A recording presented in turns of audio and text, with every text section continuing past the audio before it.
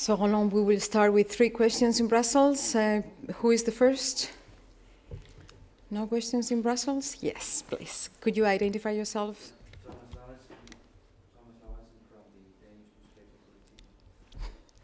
There was criticism came out from the UN, from UNESCO yesterday on the strike against the Libyan state television, saying that this is not a target, not within the mandate, etc. What is your reaction to that criticism? And a second question, if I may. My country, Denmark, is having a parliamentary debate on Thursday about prolonging the Danish mandate for participating in the mission. And there's already quite a lot of discussion between politicians in Denmark about the feeling that other allied countries should contribute more to the mission. This is becoming very expensive and difficult for a small country like Denmark, for instance. Will there be any discussions about that possibility? Thank you.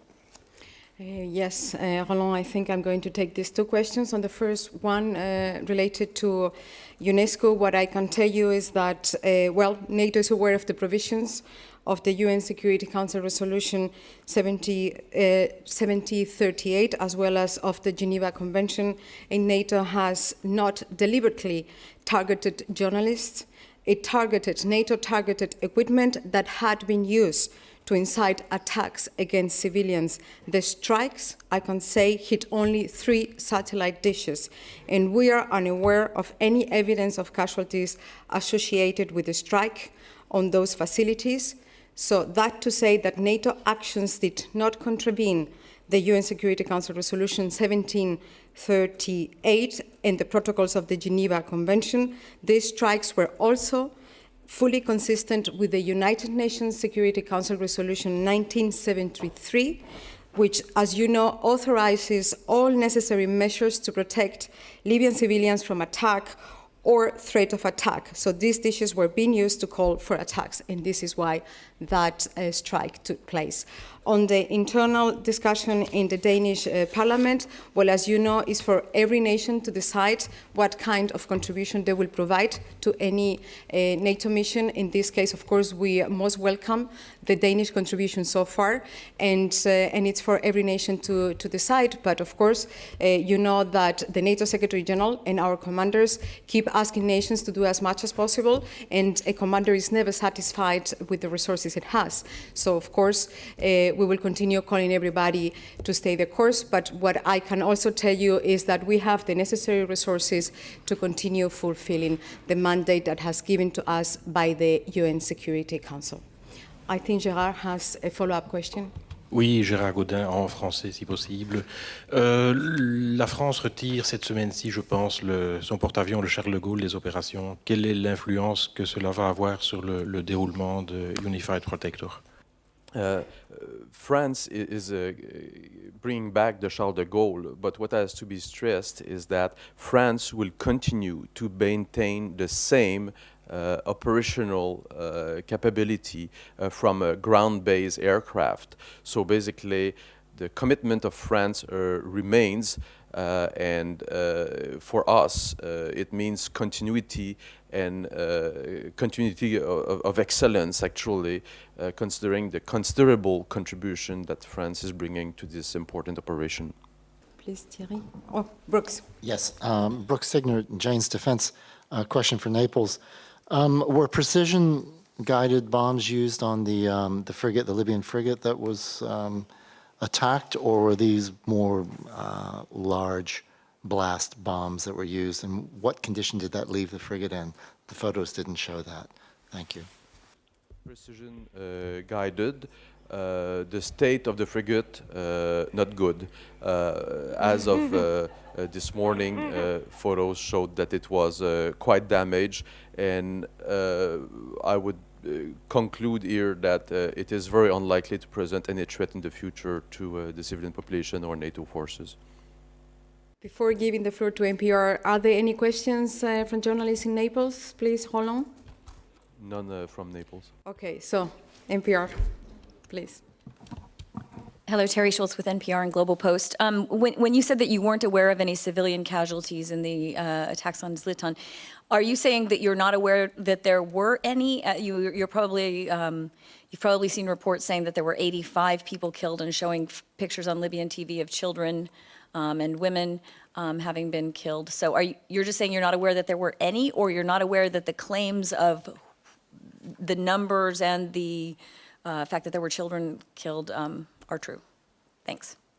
First, I would say like this was a military facility, clearly with two huge agricultural buildings that were occupied by Qaddafi forces, and with military tents and temporary accommodation beside it. So basically, we had very clear intelligence demonstrating that this was clearly a military target. So there's no expectations of any civilian casualties.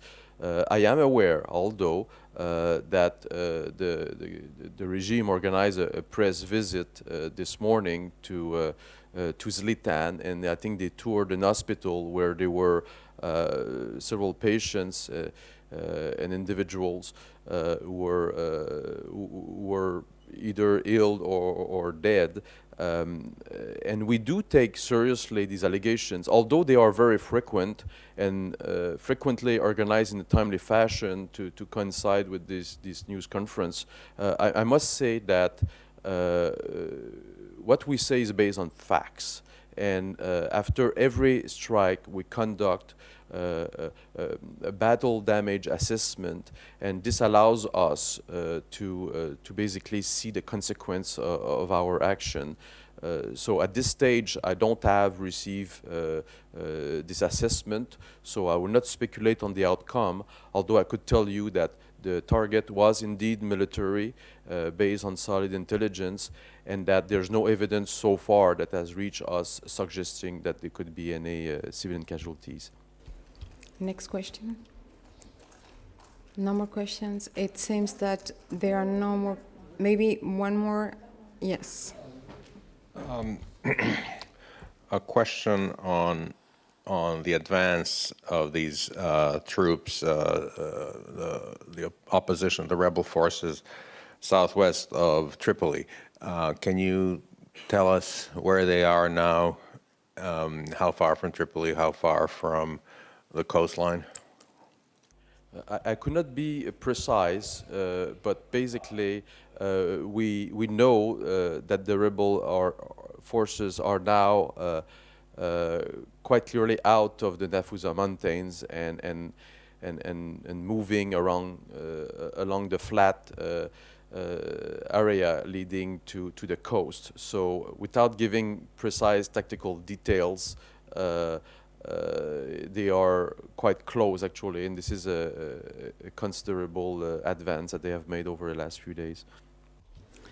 Follow up from NPR.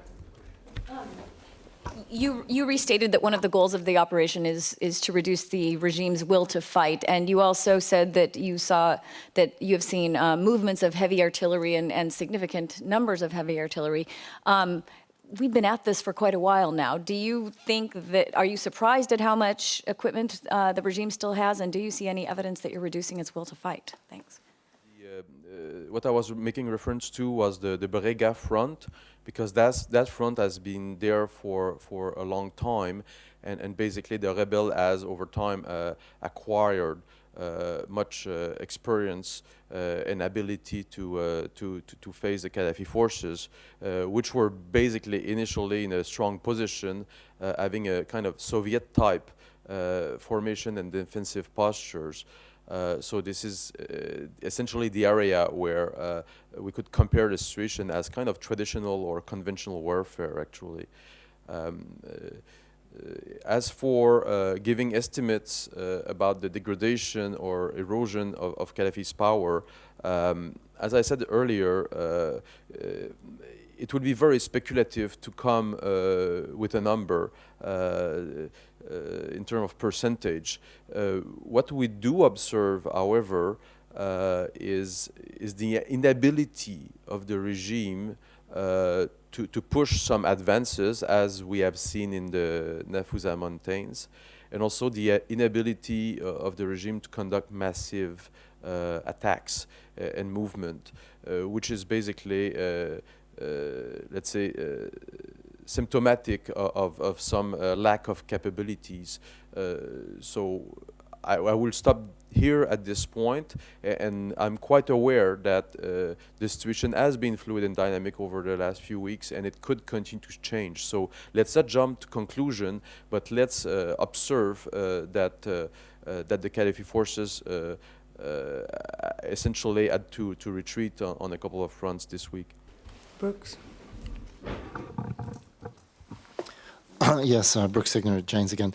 You mentioned, Carmen, that the NAC is going to discuss tomorrow with the operational partners on Libya.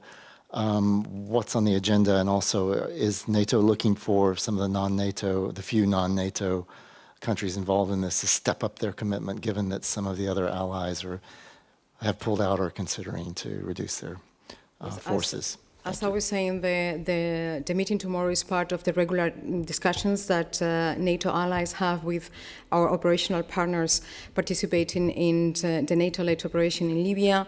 So basically what the ambassadors usually get is an operational update on how the situation is on the ground, and then there is a discussion of the state of play, basically.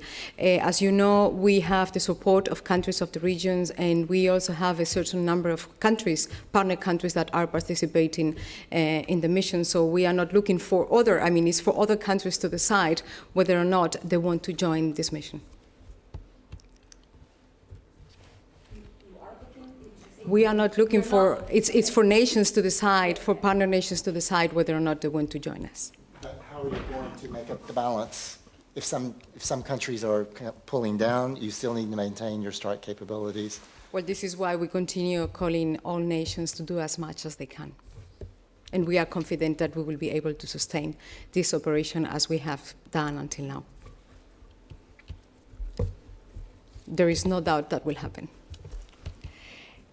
Any follow-up questions or any questions for Roland from here, from Brussels? I would like to double check with you, Roland. Do you have any questions down there in Naples? Not from Naples, no. No? Well, AP has another question. Just a quick Please. follow-up on the frigate. Do you have the name of the frigate? No, I don't. Sorry about that. I think we can provide that to you after this press conference, Slavo, so no problem. Just a second, was it a Kony type? It was a Kony type, so at least it gives you the class of frigate. K-O-N-I. So you have the name, you have everything you need? That's fine. Okay, so if there are no more questions in Naples or in Brussels, I thank you very much for coming or listening to us. Thank you very much.